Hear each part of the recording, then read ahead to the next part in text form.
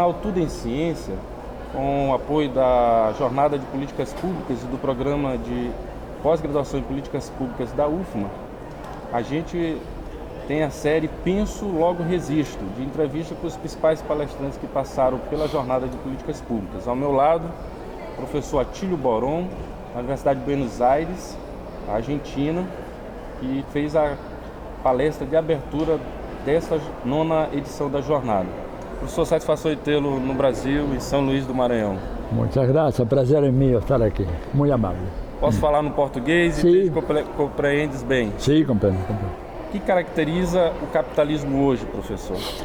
Bueno, el capitalismo hoy está en una fase de expansión mundial marcada por un dominio tremendo a partir de los aparatos ideológicos, el control de las ideas, el control de las comunicaciones, de los medios de comunicación, una presencia militar de más de 1000 bases de los Estados Unidos en todo el mundo y un dominio absoluto del capital financiero, que es el que comanda el proceso de acumulación capitalista a escala mundial, en Brasil, en Argentina, en toda América Latina, en Europa.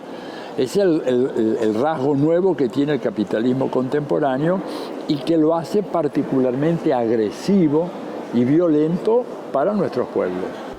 Na sua conferência, o senhor apresentou algumas características do imperialismo segundo Lenin. Sí. Quais são essas? Bueno, Lenin hablaba a comienzo del século XX, ¿no? Siglo XX, por ejemplo, el tránsito de un capitalismo de competencia entre las grandes empresas a un capitalismo monopólico. Eso sigue siendo más verdad hoy que en la época de Lenin. Hablaba del avance del capital financiero. Él decía, los bancos y las empresas productivas se asocian y dan lugar a una nueva forma de capital, muy dinámico, muy difícil de controlar, que es el capital financiero. Él hablaba de ese fenómeno. Hoy ese fenómeno es muchísimo más importante de lo que era en la época de Lenin, por las nuevas tecnologías de comunicación e información que hacen posible que tú puedas mover el capital, ¿no es cierto?, financiero en cuestión de segundos. Simplemente un teléfono celular puedes mover centenares de millones de dólares. Hablaba de la exportación de capitales.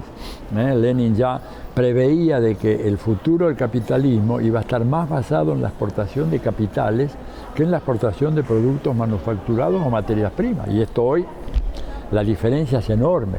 También hablaba del reparto del mundo entre las grandes potencias, de la pugna dentro de los mercados entre las unidades de capital. Y todo eso evidentemente sigue siendo válido hoy, aunque ha habido transformaciones importantes en los últimos años. Estamos no canal Tudo em Ciência, na série Penso, Logo Resisto, conversando com o professor Atílio Boron.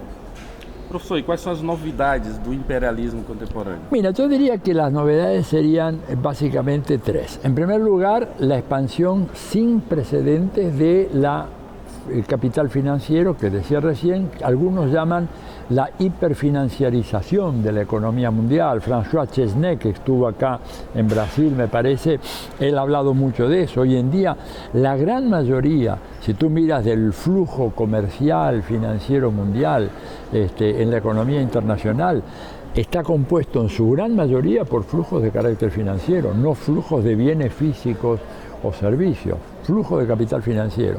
Esta es la primera gran transformación que tiene un efecto importante, porque ese capital financiero no crea empleo y crea una gran riqueza que es apropiada casi íntegramente por los capitalistas. En primer lugar. Segundo lugar, la revolución informática, lo cual le posibilita al capital en sus distintas formas, sobre todo el financiero, moverse de una manera mucho más rápida por el escenario internacional.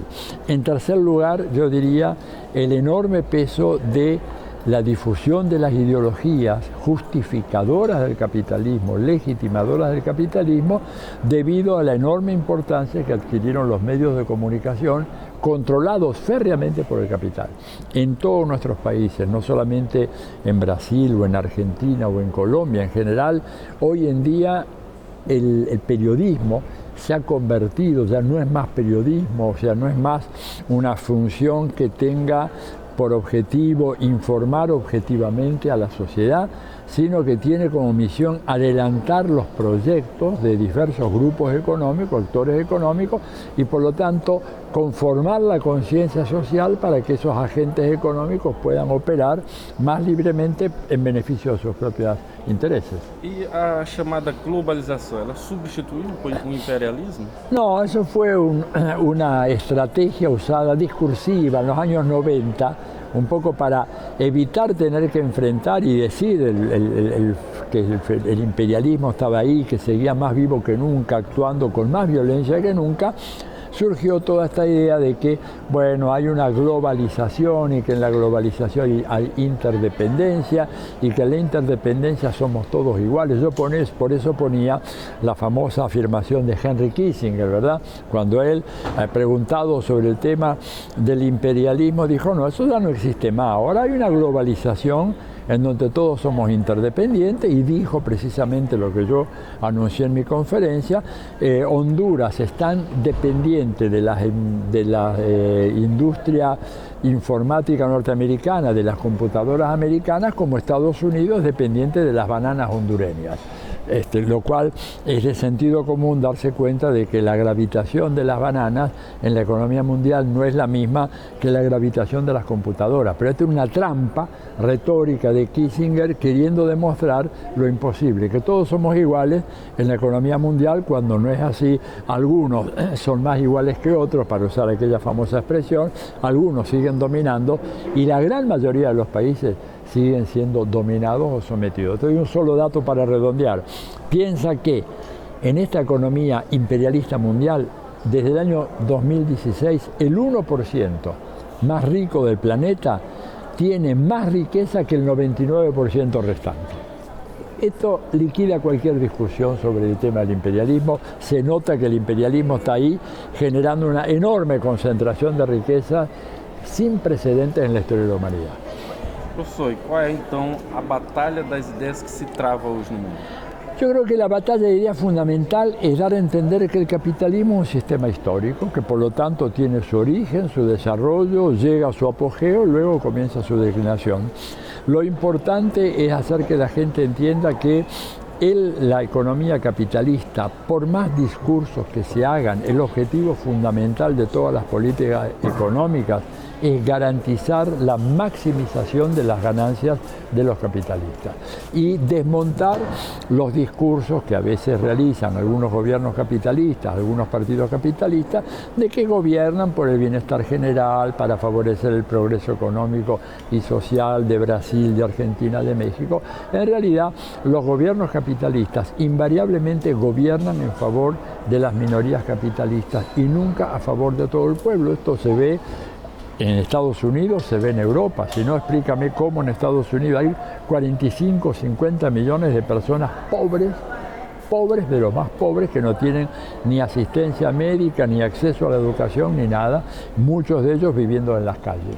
Esto es porque el capitalismo es capitalismo y por lo tanto favorece a los intereses de la clase capitalista, bajo formas democráticas cuando puede, pero cuando la democracia no les sirve, ellos apelan a la dictadura o en el momento actual apelan a formas anómalas de democracia, a formas pervertidas de democracia, en donde nosotros, por ejemplo, no digo solo en América Latina, en Estados Unidos, en Europa, votamos una vez cada 2 años, pero como dijo George Soros, los mercados votan todos los días.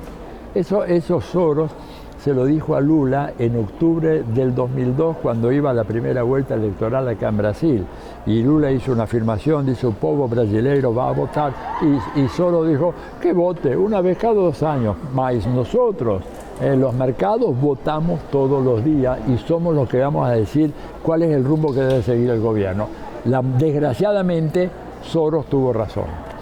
Professor, para finalizar aqui a sua participação no nosso canal Tudo em Ciência, na série Penso Logo Resisto, Qual é o legado deixado por Rosa Luxemburgo, que é a temática resgatada na jornada? Es un gran legado Rosa, porque Rosa fue una gran teórica y una gran revolucionaria práctica, no solamente teórica, pero una mujer que contribuyó al desarrollo de la teoría del imperialismo y al mismo tiempo una mujer que luchó, organizó las fuerzas sociales en su país de adopción, que era Alemania, y fue la que recuperó ella una frase perdida en un discurso de Engels, en un escrito de Engels, cuando Engels decía que las fuerzas sociales no tenemos más remedio que avanzar a los efectos de impedir que el capitalismo instale su barbarie y la desarrolle.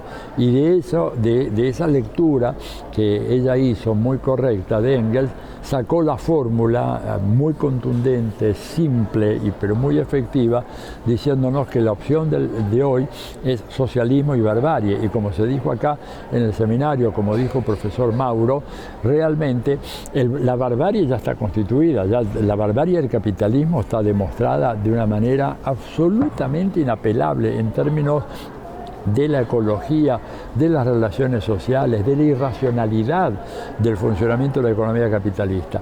Y contra esa barbarie tenemos una única opción: socializar la economía, avanzar en la socialización, que esto se puede hacer por una vía revolucionaria, como se intentó gran parte del siglo XX, pero también se puede hacer por otro camino, que no necesariamente significa reformismo de ninguna manera, ¿verdad? Porque el reformismo es mantener en lo esencial el sistema.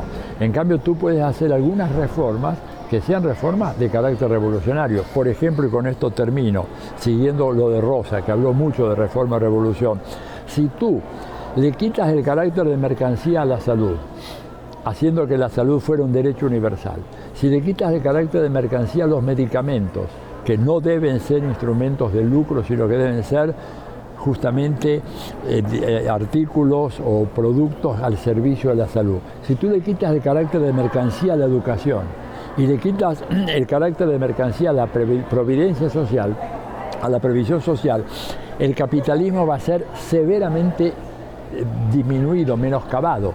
Por lo tanto, es fundamental avanzar en esas áreas para las cuales no necesariamente requiere una revolución.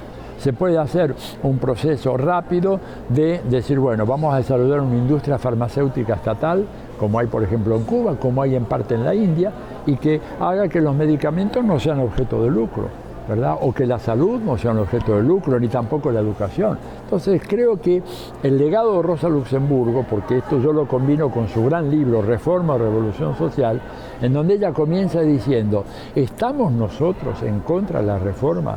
Dice, no, nosotros estamos a favor, lo que queremos son reformas que terminen con el capitalismo, reformas que tengan ese potencial revolucionario y no que se limiten a mejorar con algunos paliativos el funcionamiento del sistema, reformas para cambiarlo. E esto creo que é o grande legado de Rosa.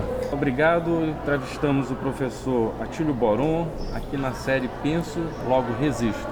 Obrigado, professor. Obrigado, para mim. Um prazer.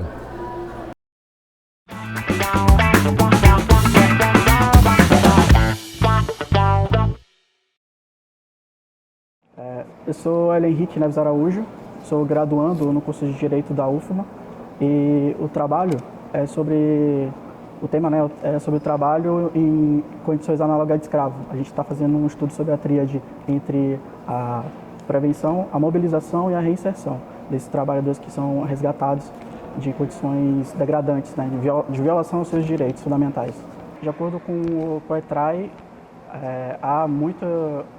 ainda é um trabalho que, infelizmente, é feito predominantemente no interior do Estado e o COETRAI, através do Plano de Erradicação do Trabalho Escravo, tem feito um trabalho ativo, né, na erradicação mesmo desse tipo de violação de direitos humanos. A gente faz um aporte teórico, traz toda uma fundamentação histórica e também a gente faz, além da fundamentação jurídica, para poder reforçar por que é importante a gente ter, em pleno 2019, políticas públicas voltadas para esse tema. A gente faz um estudo sobre como que funciona a prevenção, a mobilização para poder resgatar esses trabalhadores e o principal também é depois disso, como que eles vão se reinserir na sociedade após todo esse processo.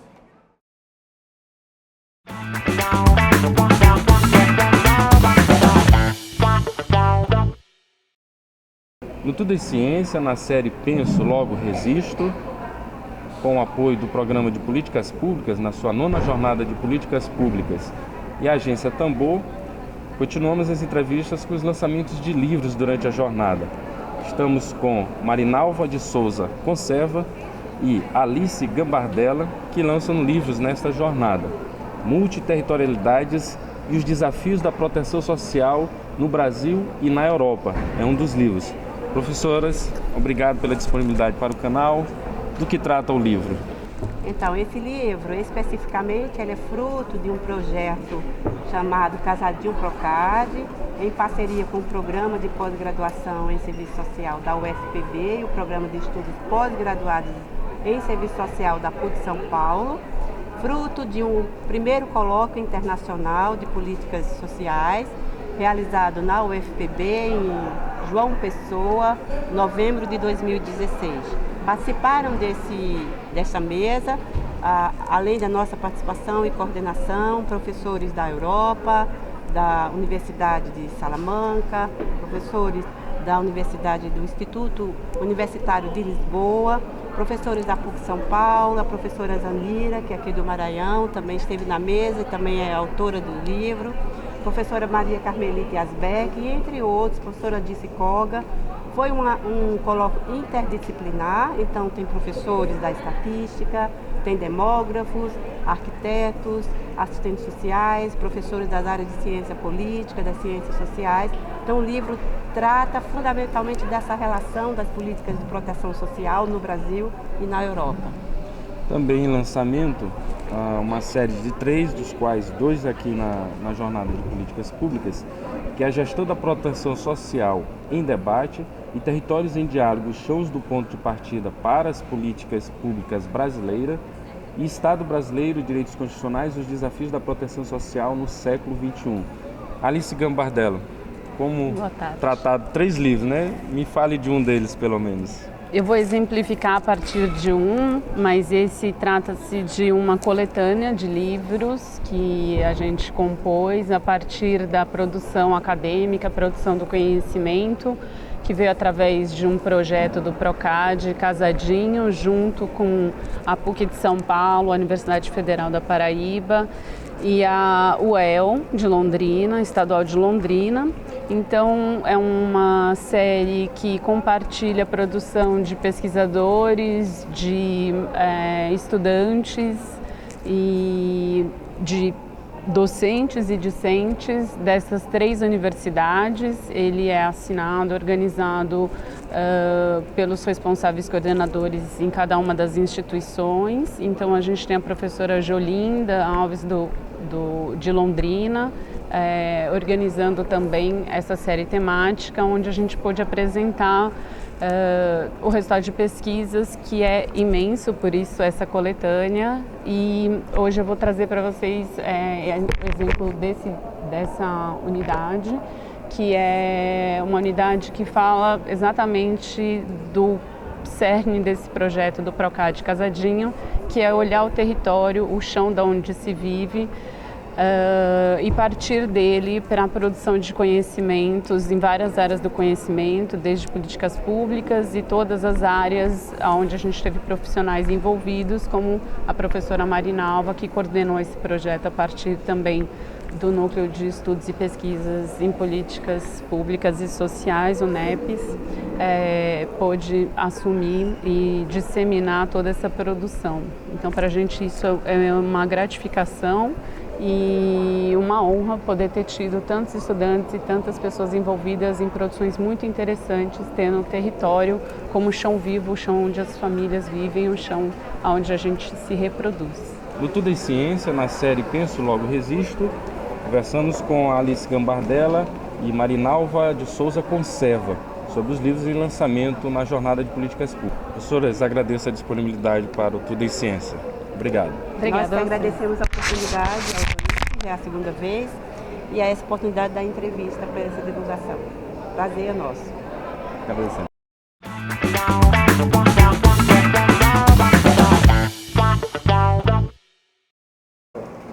Meu nome é Cássia Cristina Santos Penha e o meu artigo vem falar sobre o ódio que você semeia, os reflexos do racismo estrutural na inferiorização da voz negra. Bom, eu e a Daniela, que também é coautora deste artigo, nós falamos sobre como a raça, essa conceituação de raça, essa ideia, como o racismo estrutural vem influenciar no silenciamento do discurso negro. Então, nós fazemos um paralelo com o livro O Ódio que Você Semeia, de Eng Thomas, que vem demonstrar como a vida negra é desvalorizada. Raça, na verdade, é uma construção social que vem revelar uma relação de dominação e de poder, na qual eles colocam os brancos numa posição de superioridade e os negros numa posição de inferioridade. E no filme isso é demonstrado a partir da morte de um jovem negro chamado Khalil, em que ao policial fazer uma abordagem a esse jovem, ele mata-o crendo que ele é um sujeito perigoso. Então, ao negro é atribuída uma marca de sujeito perigoso. E é por isso que é necessário que políticas públicas sejam desenvolvidas a fim de que essa ideia seja desconstruída, a fim de que essa estrutura racista seja quebrada.